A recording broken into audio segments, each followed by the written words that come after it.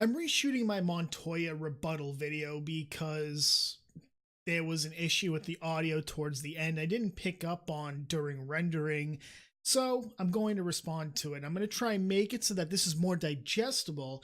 It's not 35 minutes of me rambling. I'm going to provide information where I can and try to make it so that it's more understandable. Doesn't detract from Montoya's positions, and I understand what's going to be said about this because I'm no longer providing the entire video in its entirety. I'm now cherry picking what he's saying, but I'm going to provide the context to the specific points I want to talk about. Now, for those who don't know, Montoya is a prolific backer of Star Citizen to the point that it's almost a cult for him. He's a huge backer, doesn't think Chris Roberts is doing anything wrong, and really wants this game to come out, which I can understand. So let's go right into it. A disgruntled Star Citizen backer files for a refund. CIG denies him. He takes them to small claims court. The judge rules in favor of CIG. No refund for you. Did the judge rule in SIG RSI's favor? No. Technically, no. What the judge did was follow the terms of service that technically don't even apply, but we'll get to that in a bit, and send it to arbitration. Nothing more. Sure, he or she, don't know the gender, did dismiss the case, but it was without prejudice, which means at a future date, if the arbitration does not provide proper remedy, then it can be refiled. And I believe the judge did this because the judge wants to hear the case, but also wants to make sure that SIG can't come back and say, you didn't follow the terms of service, you didn't rule properly, we're going to appeal. Essentially, the magistrate is giving SIG RSI the ability to hang themselves on, providing enough rope for them to hang themselves. I don't know. What I am going to say, though, is that no, Montoya is wrong here. They didn't rule in favor of SIG RSI. If anything, they pushed it off. They kicked the can down the road. That's about it. Where do I stand on this matter? The answer may surprise you. Ladies and gentlemen, welcome back. I am Montoya. I run a large organization in Star Citizen. I am a staunch defender of the project. I strongly believe in it. It will happen. The game will be amazing. I give it my money and my time. I'll give Montoya this. At least he's willing to come out and say he's biased. He is willing to say that, yeah, I do have skin in this game. Good on him. Many others would come out and say, I am unbiased, even though I've made hundreds of videos on this game, and I am incredibly supportive of it. But two things he says here. The game's going to come out, and it's going to be amazing. I believe it's going to be a finished product. I don't think it's going to be amazing. I think it's going to be lackluster. And I base this on the fact that they have made promise after promise after promise. There's going to be a lot of feature creep, but they don't even have the basic workings of the game together. And you can see this right now with mining. You can see how unoptimized 3.0, 3.1, 3.2 have been.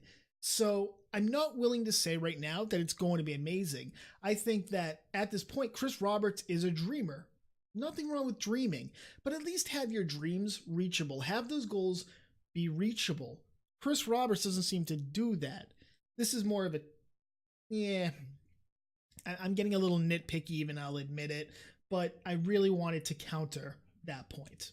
For the longest time, CIG gave you refunds no matter what. Now, I know people that refunded for the silliest of reasons. There was a guy who freaked out because the cutlass wasn't exactly as he imagined it should be. Put in a refund, he got it. I knew a guy that had a 960 in his computer, GPU. He wanted the 980 Ti, didn't have the money. Put in for a refund, got his refund, bought himself a better video card. That is not how crowdfunding works. So credit where it's due, Montoya does have a point. Crowdfunding is not your personal savings account. It is not your personal piggy bank. You put that money in understanding that you may not have access to it ever again. And this is why Steam specifically has that thing about early access. Early access, you should only buy it if you're very interested in the development, in helping to continue the development of the game you're buying. That being said, a lot of these games that are in early access self-imposed deadlines are met or the game just stops, period, end of discussion, and you're SOL. Star Citizen is very weird in that it falls in the same line as Ark, in which year after year it has been delayed. In Star Citizen, far more than Ark has been delayed. It's been in development for 6 years. It is 4 years after when they said we'll have a finished product initially. And it's gotten so bad, there's no longer any transparency.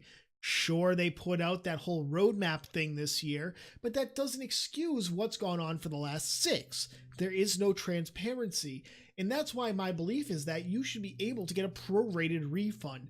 Some of your money has already been sunk into the development of the game. You shouldn't be able to take 100% back. You should, however, get a prorated amount. I would say the minimum 60%. And it's all based on the time between when you put the money in and now. So if you put the money in 6 years ago and you want it now, you should get the bare minimum of the prorated amount. But if you put it in a month or two ago, then you should get 100% back or 98% back. Fine, whatever. The point is that CIG RSI should be offering prorated refunds, especially since by their own definition, or by their own admission rather, they've got 3 times the amount of money they needed to develop the game, even with stretch goals. Crowdfunding is not your piggy bank where you put money in and then you get to pull money out whenever you need it. With that in mind, majority of the people I know that have refunded have been for medical reasons, and CIG has always been very good about it. They have refunded almost every single person I know for medical reasons. There was a guy I knew who cut his hand pretty badly, went to ER, got 2 stitches, got a tetanus shot, and a bill for thousands of dollars. Now, here's where Montoya and I do not agree. It doesn't matter what the reason is, you should be able to get a prorated amount. It doesn't matter if it's something like a medical bill or you want a new GPU for your computer. If you put the money in 6 years ago expecting that the game would come out on this date, and here we are 4 years after that date, and we're talking, it was a 2-year deadline they imposed when they started the Kickstarter, and now we're 3 times the length. The delay is significant, and at that point they should be able to pull a prorated refund. As I said, I don't think that there should be any reason necessary to request a refund, and I do think that SIG should be able to once again control some of that money because it has been sunk into costs. Not going to deny that, but the anecdotes here don't really matter. And if anecdotes are good for him, in a bit, anecdotes are going to be okay for me too. but recently, as in the last couple of months, at least since the beginning of 2018, the refunds have stopped. Very likely because the system is being abused. People are using it as a bank account. Most recently on my site, on testsquadron.com, there was a young lady who had a fair amount of money in the game, needed the money for medical reasons. She was denied. Now, she had to go to the gray market to sell her ships. Word of warning, the gray market is risky. Be sure you use a trusted middleman who's been there for years before you do anything.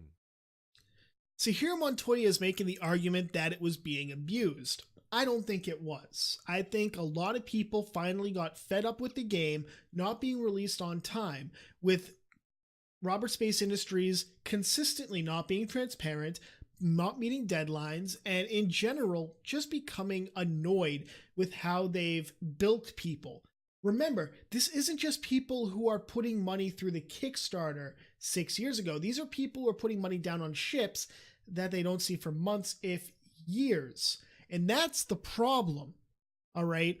All of this, a lot of this is because the ships themselves are not in the game. When they ask for a refund of the ship, they don't have that product. They don't have that in-game product. So why shouldn't they get a refund for that? They haven't received that product. This is not like early access. This is legitimately, they have not received what they paid for. They're entitled to a refund at that point. More to the point, Early access like this, where it's delay after delay after delay, lack of transparency, excuse after excuse as to why the company is failing to meet what they said they would, it sours early access for indie developers in the future.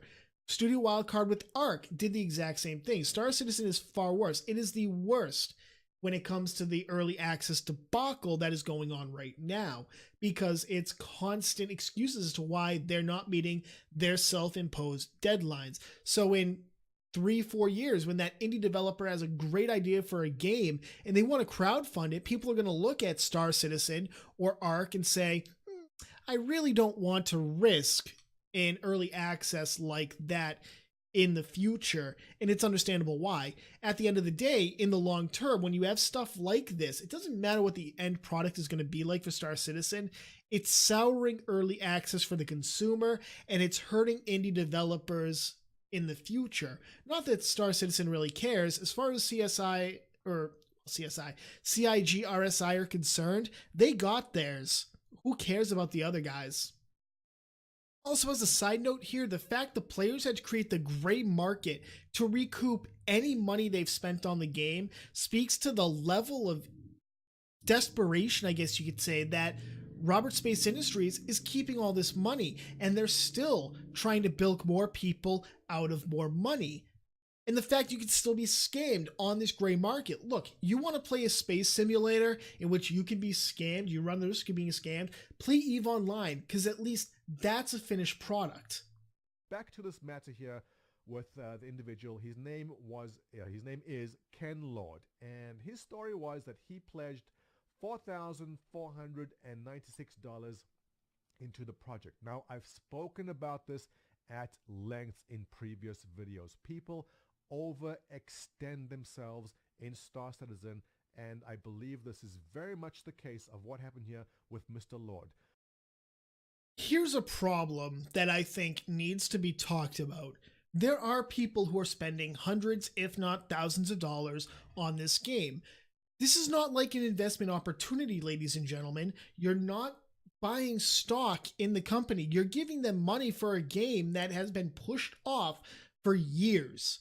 So you're not going to see an appreciable return in terms of you're not going to get money back. You're not going to. And the fact that RSI is still asking for more money, they're not doing anything to curb the whales. Like with the Legatus pack, $27,000 to get every ship up to that point. And even then, some of the ships weren't even in the pack. Okay, but $27,000. Warframe stopped a microtransaction because one guy spent $100 or $200 on it, and they considered that a problem. Okay, say what you will about how Warframe was. Now the company cares, and now it's a quality product. And the fact that CIG RSI is ignoring this issue, in fact, they're actively feeding it. This is why people are saying that the company is greedy, that the company doesn't care about the players. They just want that moolah. So it doesn't matter how much he spent. He spent about $4,800. It could have been $100 a month he put in. It could have been, who knows? What matters is that CIG RSI is not curbing this issue. And until they do, they're going to be called greedy, and there's going to be legitimacy to that claim. No matter how they want to play it off, no matter how much Montoya wants to play it off, the greed aspect is definitely there, and it's visible by their actions, or rather inaction. But let's unpack this a bit deeper. We've known for some time what Squadron 42 is going to be about. Also keep in mind that Squadron 42 is not what this game is. This game is a massive MMO that just happens to have a single player aspect to it. I don't know many people who back Star Citizen because they want a fun single player game. Majority of the people I know that back Star Citizen did so because of the MMO part. Now, I don't doubt that there's perhaps people who backed just for the single player part of it. This may be the case with Mr. Lord over here. But we've known for some time what this game will be about. So for him to come out now and say, yeah, I don't like the fact that Squadron 42 may have some FPS in it that I'm required to do. I cannot do it. Debatable. Now, here's the problem with this. One, you can't specifically give money to Squadron 42. When you give it to RSI, it's for all their ventures. Squadron 42, Wing Commander, or rather, Arena Commander, Star Citizen. You can't divest. You can't say, I want this portion to go to this game, this portion to go to this game, and this portion to go to this game. RSI does whatever they want with it, like it or not. More to the point, the game has been pushed back so much and has changed significantly from what it was said it would be that he has a point. What he gave the money to is not what is being put out right now, or at least what the company is saying they want to put out. There's a case to be made there. This is the problem with delaying it so long, is because Chris Roberts, he can't stop. He has to keep saying, well, we're going to add this, and we're going to add this, and we're going to change this, and we're going to do this, and he can't stick to what he originally said. There would be more of a defense if they said, it's exactly as we said it would be, but it's not at this point. It changed so much that it's barely a recognizable shell of what it was promised to be. And we're not talking about the feature creep. We're talking about the base composition here. He has a point. He went to back a single player space simulator essentially, and it's now not only going to be a space simulator, it's going to be a first person shooter, etc. I don't have multiple sclerosis. He does. He's not going to be able to do a lot of, depending on how advanced it is, rather. I have a friend who does have multiple sclerosis.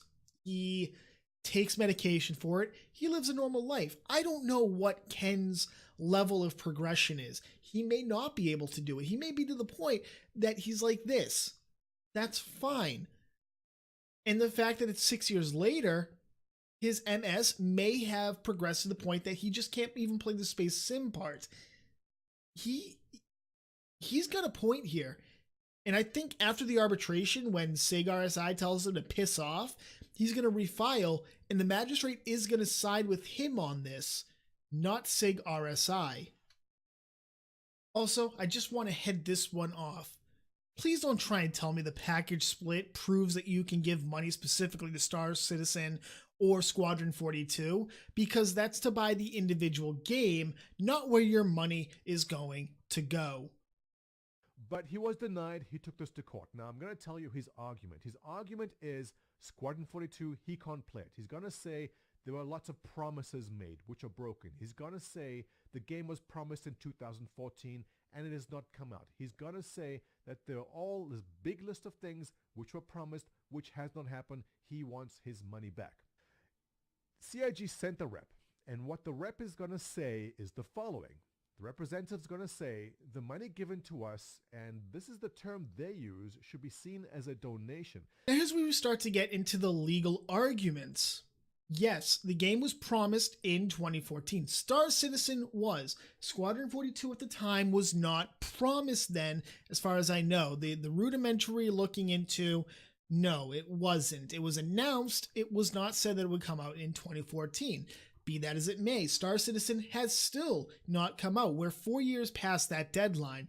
The deadlines have not been met. None of them have. Not one. Even with their stretch goals, they haven't even gotten the base game done. How can they have the stretch goals together, you know? But Ken has a point. What he was backing 6 years ago looks nothing like what they're saying it's going to look, what it's going to be like whenever it comes out, because it's not going to be this year, and according to Chris Roberts, it's not going to be next year either. So this means at least 7 years in development. That's pretty significant. But SIG's response, this should be viewed as a donation? No, a donation is, I'm giving you money, I expect nothing in return. Are you now saying that the people who backed the game should expect nothing? That's a huge legal blunder, because now you can actually start looking into going after their taxes. In Crytek, if you're going to push this lawsuit, I would use that in your case. I would file that in front of the judge and say, they're now saying it's donations. What does this mean? We now have ample opportunity, and this is coming from somebody who's not a lawyer. We now have this on the record in the court system of California where they're saying this money should be viewed as a donation and not for services rendered. What he's going to argue is that CIG is delivering. And I tend to agree. 2018, I'm not looking back. I'm looking forward. I'm looking at the present. I'm looking at the now.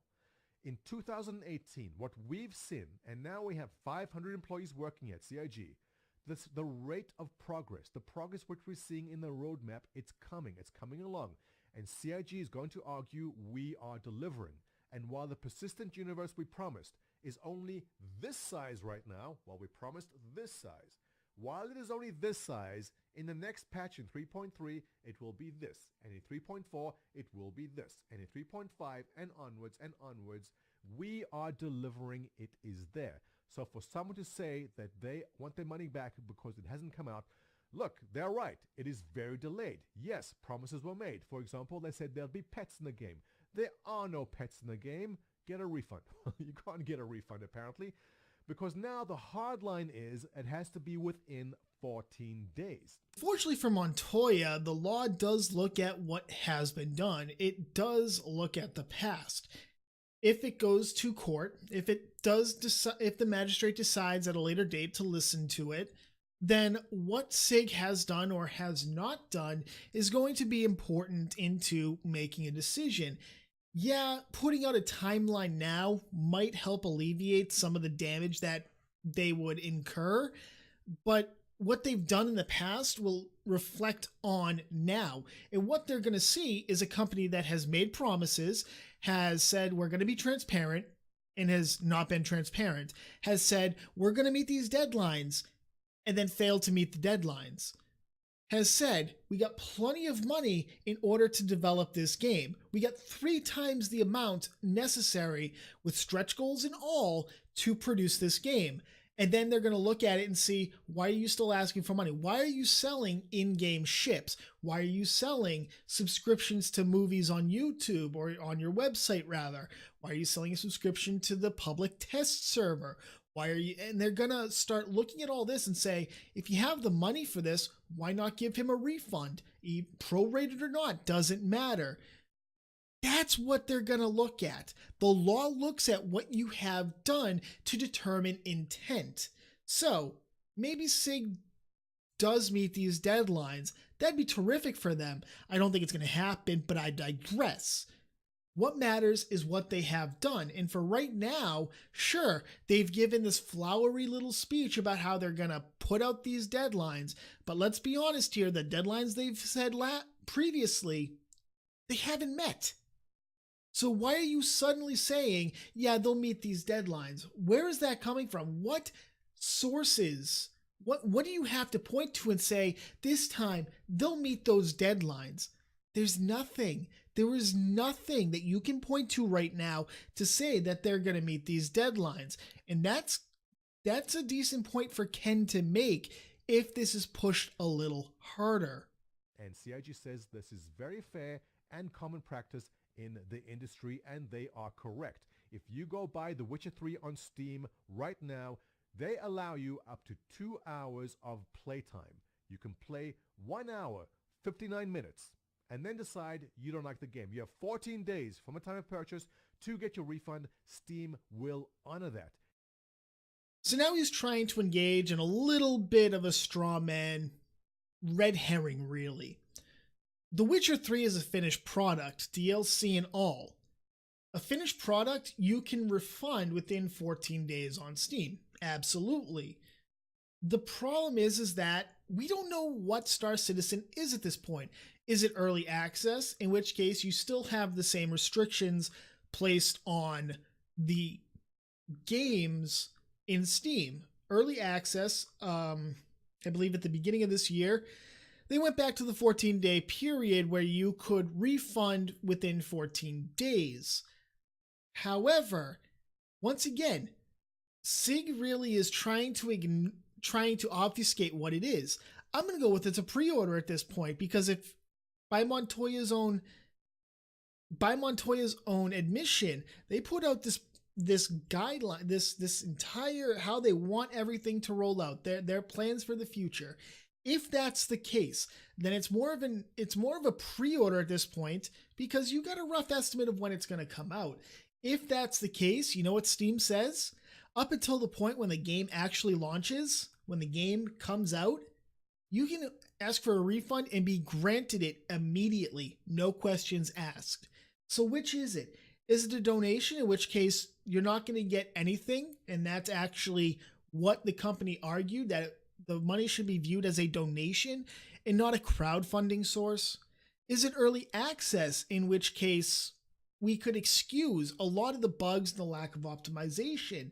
You can't really excuse the rampant delays, the lack of transparency, and the lack of, I don't want to say commitment, but there's definitely a feeling for some people that they have not been taking this as seriously as they should have been, as evidenced by constant promises and not meeting a single deadline, being transparent, etc. Or is it a pre-order because they have a rough idea of a date, in which case, once again, you have to go back and look at the fact they haven't met their previous dates. Which is it? And trying to equate a finished product, getting a refund for a finished product, with something that has been delayed for 6 years, come on, Montoya, you can do better than that. I expect better of you. If you want to make an argument as to why a refund shouldn't be given on this game, and then use Steam as your basis, you should probably compare apples to apples, not apples to finished products.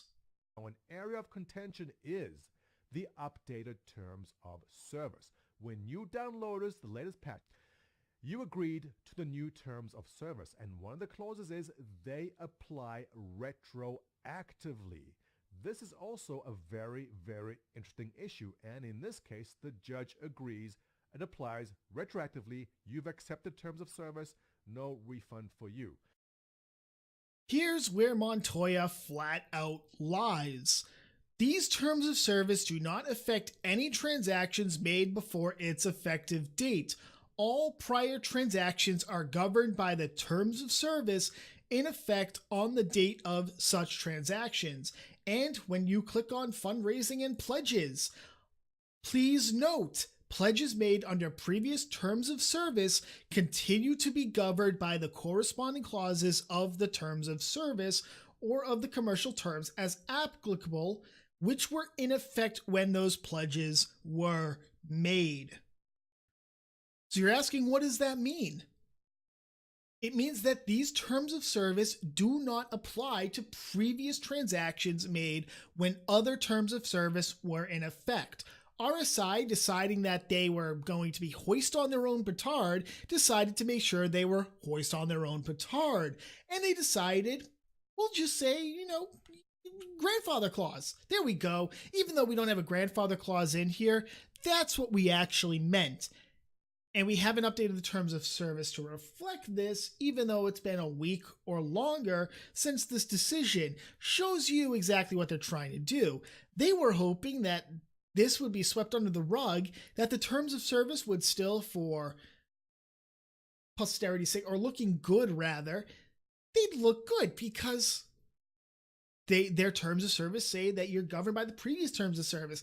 Completely ignore the fact, please, that we actually argued in court that these terms of service do apply retroactively. So Montoya is wrong. The terms of service state exactly the opposite of what he says. Either Montoya wasn't paying attention, or he's flat out lying. So, look, I feel for this guy. He doesn't want to be a part of the project. He overextended. He has $4,000 he wants back. He just doesn't like what he sees. Unfortunately, terms of service apply. And CIG does make exceptions.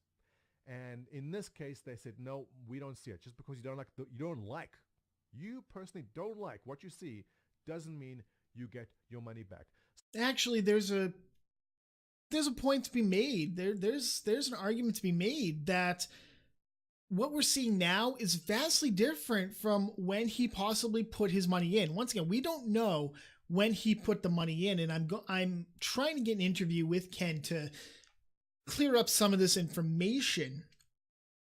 If he put it in 6 years ago, 5 years ago, 4 years ago, there's an argument to be made that the game is radically different now than what was promised then, meaning the promises now have changed the game substantially, that you could constitute a fraud, that this money was obtained improperly. I'm not going to make an argument as to if that is legitimate or not. I am saying that there is an argument to be made. More to the point, and this is where the anecdotes come in. I was speaking to an attorney at the Massachusetts Attorney General's office, my attorney general, and I wanted to see what Mass state law says concerning pre-orders and the like. State law doesn't really cover anything, but it does cover fraudulent transactions, meaning stuff that is not as advertised. Guess what? Theoretically, as he put it, Star Citizen, in the way that it's being marketed now, could be radically different than it was 5 years ago, in which case a request for a refund should be honored in full. Doesn't matter when it's started, or rather when you put it in, to now. RSI should be giving full refunds to people because it's just so radically different.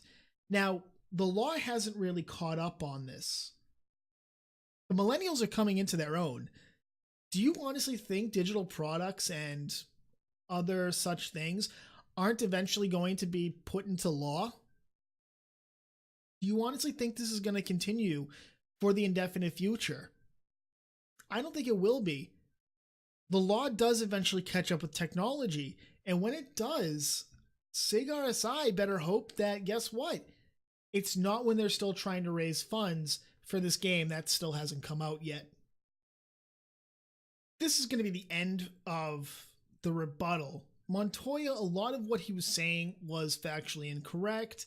He was putting a lot of supposition and trying to pass it off as fact. The truth of the matter is that Star Citizen 6 years later is still not a finished product, not even close to a finished product. And it may not be a finished product for at least the next 2 years, which means we're going to go into 7-8 years of development, over $200 million raised, and people wondering where the money's going. And with the lack of transparency coming from RSI, it's understandable that refunds would be wanted. If you think that people are not going to get refunds or not going to want refunds 6-7 years after they gave it up, after they gave the money up, you're deluding yourself, especially when the game is not how it was previously. And with Chris Roberts' constant, and I mean constant, need to promise more features that aren't necessary, that could be put into an expansion, you're going to see a lot more of this happen. And as it does, you're going to see a lot more court cases. And as that happens, RSI is going to lose some. Their terms of service are not going to protect them because a basic tenet of the common law system found within specifically Commonwealth nations and the United States is that you can't sign away your rights. And if it looks like the company is trying to bank on stepping on your rights, courts aren't going to allow that to happen.